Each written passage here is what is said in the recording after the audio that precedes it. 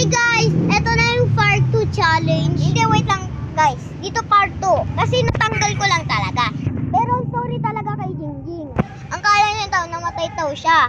Ang sabi niya daw, abang pa-video daw siya kay Mr. Beast, agad ko daw pinapunta niya ako doon. Kasi wala na siya.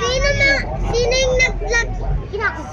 Sino nanood ng mga Mr. Beast araw-araw? At saka, sino nag-like doon sa video niya?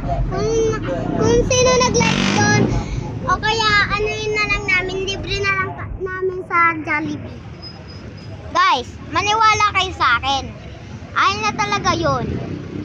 Pero ako talaga yung naging Mr. Beast.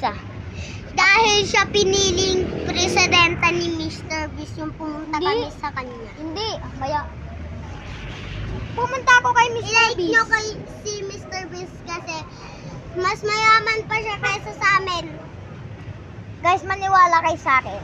Talaga.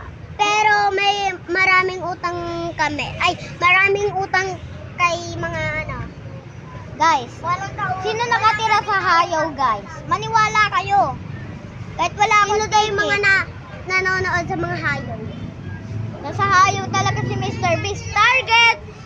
Pero like and subscribe kasi wala akong pera talaga. Wala siyang binigay. Sino mga nanonood sa Zered? Sino mga nanonood sa Zered, ilalike ko na rin kahit nagbibideo sila. Bibigyan ko ng 1 trillion. Guys, maniwala kayo. Hindi talaga patay si Mr. Beast. Nagsisinungaling lang talaga. Joke ko lang yon para mahak kayo sa Roblox nyo. Charot. Sa Brookhaven, meron kayong makikita dito sa may Brookhaven. Sulatin nyo Mr. Beast, pati damit, shirt, tapos yung niya, hat, kahit ano. Sulatin nyo din doon sa baba niya doon sa Brookhaven. Sulatin nyo Mr. Beast. Meron siyang nakalagay doon.